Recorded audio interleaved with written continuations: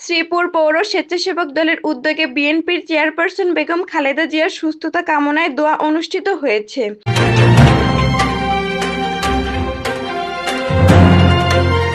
আসসালামু আলাইকুম দর্শক, সকলকে আমন্ত্রণ জানাচ্ছি বিবিআর নিউজের জনপদের সংবাদে। গাজীপুর শ্রীপুর থেকে উসমান গনির পাঠানো তথ্যচিত্রে বিস্তারিত নিয়ে সাথে আছি আমি আফসানা জাফর মিম।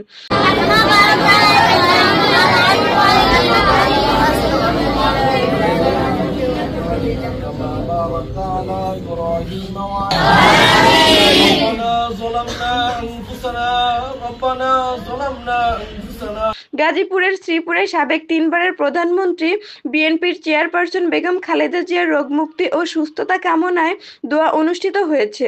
30শে নভেম্বর রবিবার শ্রীপুর পৌর স্বেচ্ছাসেবক দলের উদ্যোগে শ্রীপুর মফিজিয়া মাদ্রাসা ও এতিমখানার হাফেজ ছাত্রদের নিয়ে বিএনপির চেয়ারপারসন বেগম খালেদা জিয়ার রোগমুক্তি ও সুস্থতা কামনায় দোয়া করা হয়।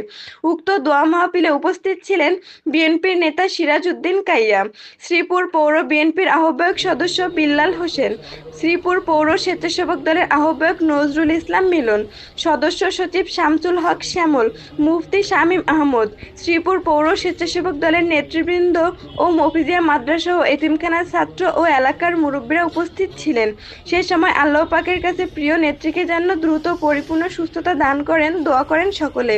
সকলের আগে সর্বশেষ সংবাদ জানতে বিবিআর নিউজের ফেসবুক পেজ ফলো করুন। আপনাদের সুস্থতা কামনা করে বিদায় নিচ্ছি আমি আফসানা জাফর মিম।